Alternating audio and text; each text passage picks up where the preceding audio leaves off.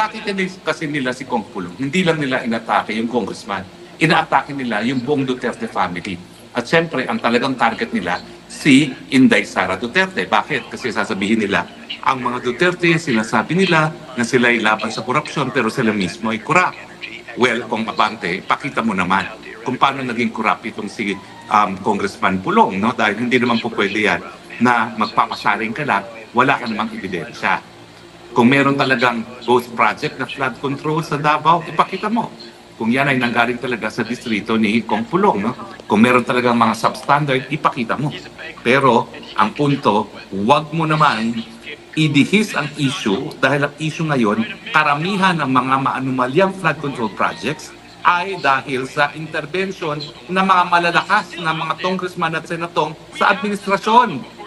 Hindi naman po pwede na makakakuha ng pondo ay mga kalaban ng gobyerno. Siyempre, gugutumin ng gobyerno ang mga kalaban nila at yan nga po yung mga Duterte at kanilang mga alyado at ang bubusugin ay yung mga instrumento sa kanilang pagkipit sa kanilang mga kalaban. Kaya tingnan nyo, nagsabi si Zaldico kung sino kanyang mga BFF, di ba? Yan din yung mga pinakamalalaking mga nakuha flood control projects. Kasama na dyan si Mr. Espeker, si JJ Suarez, at saka yung Gonzales ng Pampanga.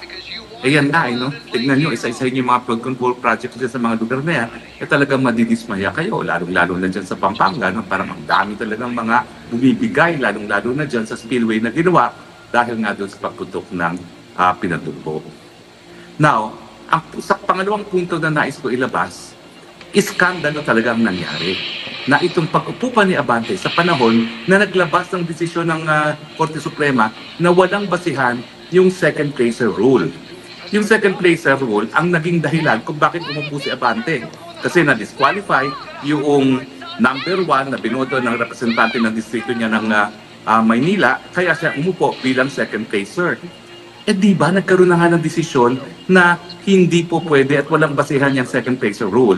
Ang palusot nila, hindi pa kasi pinalya kasi nag-file pa ng motion for reconsideration. Ganun pa man, ano ba naman yung respetong pinapakita mo sa kataas-taasang hukuman? Kung matapos magbigay ng isang desisyon na walang legal na basihan ng second placer rule, pinaupo mo ang second placer. Now, ako'y kampante na yung kalaban ni Congressman Abante ay makakamit din ang katarungan. Pero ang iniisip ni Abante, dahil siya'y naproklema na, kinakailangan sa HR80 na ang desisyon. At saka meanwhile siya nakaupo. Papahabain lang niya yung procedure para tapos na yung termino niya bago makaupo yung halaban. Well, posible po mangyari yan. Marami pong mga one-day congressman akong kakilala na nakaupo nga pero one day lang, ma'am. No?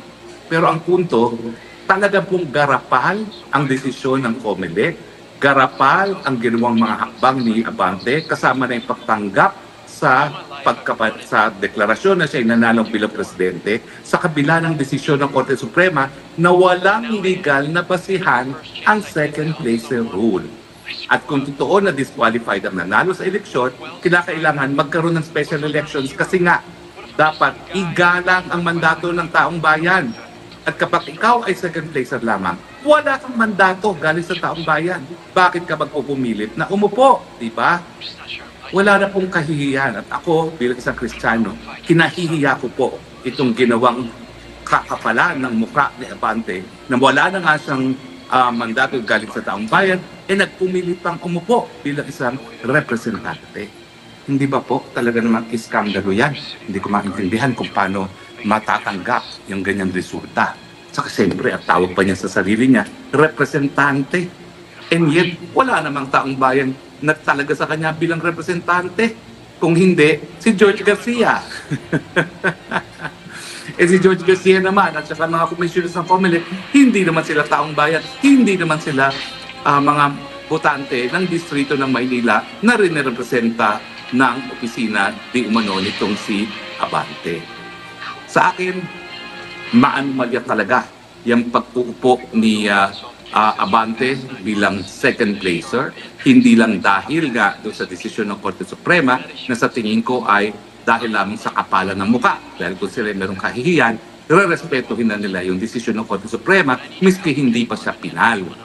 Pero ang punto rito, ito po ay pagbaliwala, pag-insulto sa mandato ng taong bayan na hindi naman ibinigay kay Abante. Kaya nga po, sana mag-double time itong tunay na talagang representante ng syudad, ng distrito ng syudad ni Abante, nang sa ganun, hindi naman po mabaliwala yung mandato ng taong bayan. No? Nakasalalay din sa mga hakbang nung tunay na nanalo bilang representante ng distrito ni Abante, yung kinabukasan ng kanyang distrito at inaasahan siya talaga na ipaglaban. Sa tingin ko naman sa mga nagiging desisyon ng Korte Suprema, wala naman talagang sasambahin ng Korte Suprema. Doon lang siya sa tama. At sa tingin ko naman, dahil nagkaroon ng anong desisyon na hindi po pwedeng umupo ang second placer, sa lalo mabilis na panahon, po pwede talagang makaupo rin itong si Abante. Kahit yung kalaban ni Abante. Ang punto, saan sila tutulog? Well, siyempre gusto ni Congressman Abante, doon sila dumulog sa HRET kasi malakas ka siya kay Specker. At ang karamihan naman talaga ng miyembro ng House of Representative Electoral Tribunal ay nanggagaling sa hanay ng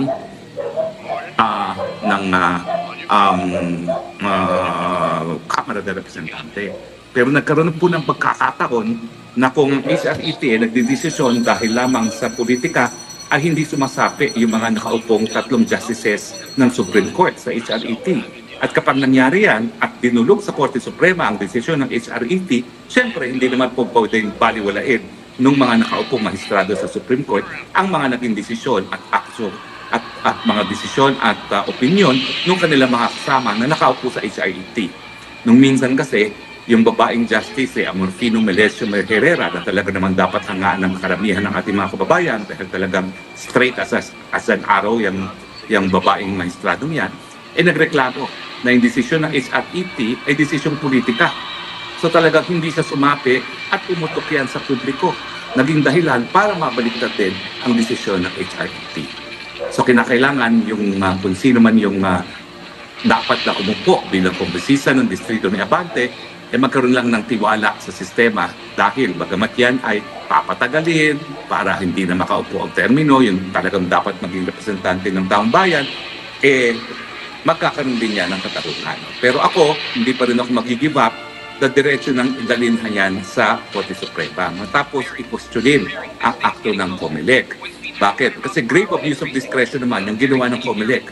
So bagamat siya ay nakapagsumpa, kapag grave abuse of discretion naman yung ginawa ng COMELEC na na-disqualify yung tunay na nanalo sa Maynila, bagamat meron ng desisyon na walang basihan ang second placer rule, hindi na kinakailangan makapunta pa yung issue sa HRET. Pwede na yan na Supreme Court na diretso magdesisyon basta mag-motion for reconsideration lang sa COMELEC at magkaroon ng desisyon sa motion for reconsideration. Korte Suprema na po pwede mag-decide kung grave abuse of discretion ba o hindi yung pagkakatalaga ng COMELEC kay Abante bilang nanalo puno ng eleksyon noong 2025 bilang representante ng distrito niya sa Maynila. Pero alam niyo po, abangan niyo pa.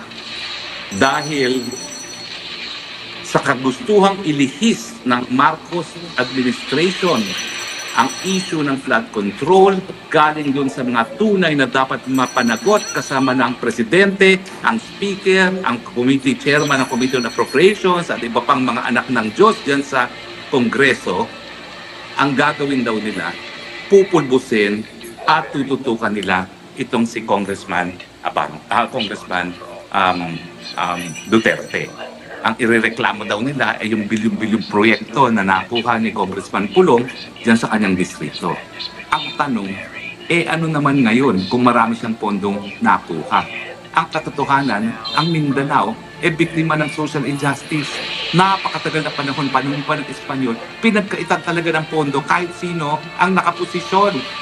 Hindi ba tama lamang nung nagkaroon tayo ng kauna-unahang presidente ng taga Mindanao na makinapang naman ang Mindanao sa pondo ng bayan? Hindi naman tama ba? Hindi naman di ba tama lang na makahabol ang Davao City, ang isang distrito sa Davao City, doon sa polisiya kung saan tila baga kinalimutan ng national government ang mga iba't ibang syudad ng Mindanao pagdating sa allocation ng mga pondo.